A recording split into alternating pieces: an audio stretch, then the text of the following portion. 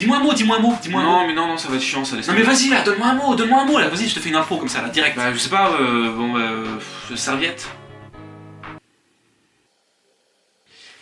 Non mais vas-y, donne-moi un vrai mot, Putain, mais je sais pas, moi, concombre. Ok, d'accord. Non mais un autre mot. Mais je sais pas, moi, tulipe, roulette, papier, poêle, tondeuse à gaz. Poil, c'est bien ça, poil, c'est bien, on fait ça. Ok, donc c'est parti.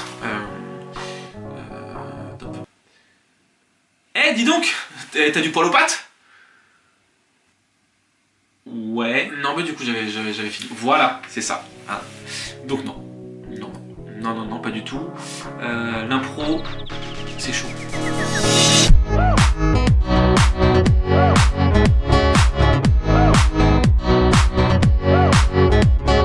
C'est mon taf, c'est ma vie, c'est ce qui me permet de bouffer tous les jours. Toi-même tu sais bébé, on est comédien et il s'avère qu'on est spécialisé dans l'improvisation théâtrale. Moins de prépa, moins de taf, plus de cash. Tout à fait Thierry, je m'appelle pas Thierry. Le théâtre d'improvisation est une pratique à part entière. Une forme de théâtre, une discipline, voire même un sport. Et si tous les comédiens ne sont pas des bons improvisateurs, tout bon improvisateur doit être un bon comédien. Des fois ça va un peu vite, mais celle-là je vous la laisse un petit peu, histoire de voilà. Tout commence jadis, depuis la nuit des temps, où les villageois réunis sur la place... Ah ok, on parle là-dessus là? Non, parce que je sens que ça va être un petit peu chiant sur la longueur là. Aux origines, le théâtre était improvisé. Voilà, c'est peut-être plus simple comme ça, concis et efficace. Tu me plais beaucoup.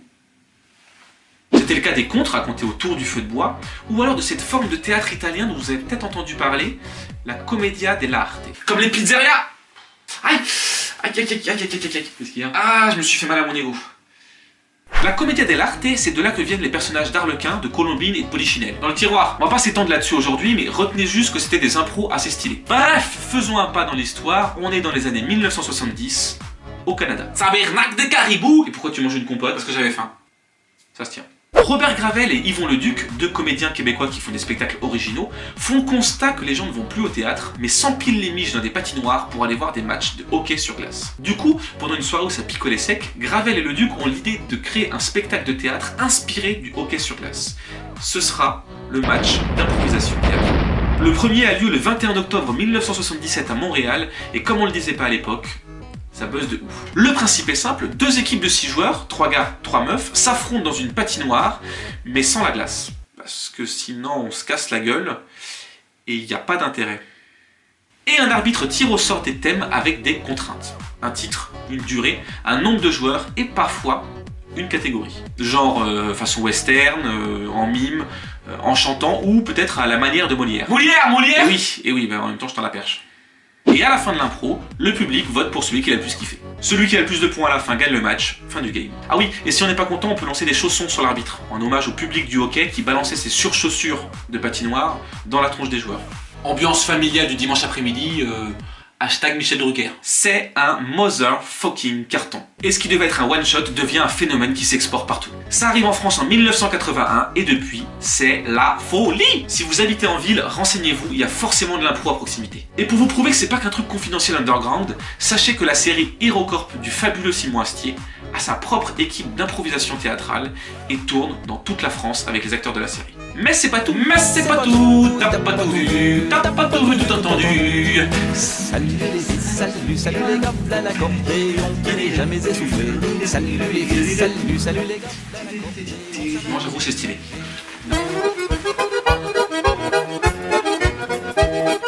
Voilà.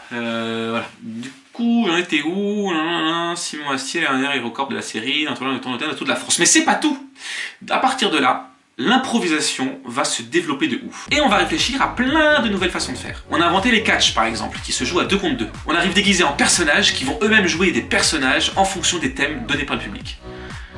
C'est un truc de ouf. C'est bien vendu en tout cas.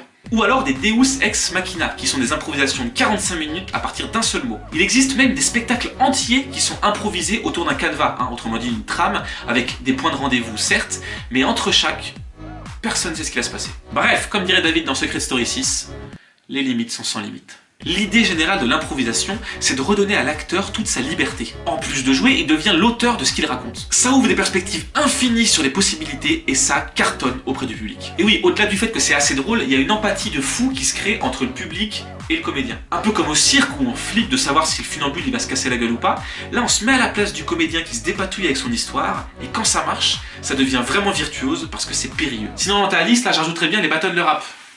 Peut-être pas du théâtre, mais c'est au moins aussi chaud. Je plus sois. En tout cas, toute personne se lançant dans un acte artistique sans savoir ce qu'il va faire, et ça devant une audience déchaînée, en possède de toute façon une paire, grosse comme des ballons de basket. L'impro est partout, tout autour de vous. Elle existe sans que vous ne vous en rendiez compte. Incrustée dans la chair de vos villes, elle sait tout de vous, sans que vous ne vous en rendiez compte. Ouais, c'est quoi ça? C'est quoi? C'est un portrait Anonymous. Parce que comme on n'avait pas de budget, c'est pour ça que j'ai testé un truc. Ne me reste plus qu'à vous encourager, si ça vous intéresse, à regarder ce qui se passe autour de chez vous, c'est à voir au moins une fois. Et si par hasard vous passez dans la région nantaise, je vous laisse dans la description les liens des crews dans lesquels je joue. Ce sera peut-être l'occasion de se voir IRL, hein, comme disent les jeunes connectés. Voilà. Et bien évidemment, culturons-nous, bordel de merde, c'est le meilleur moyen de rester vivant. Vous m'aviez manqué.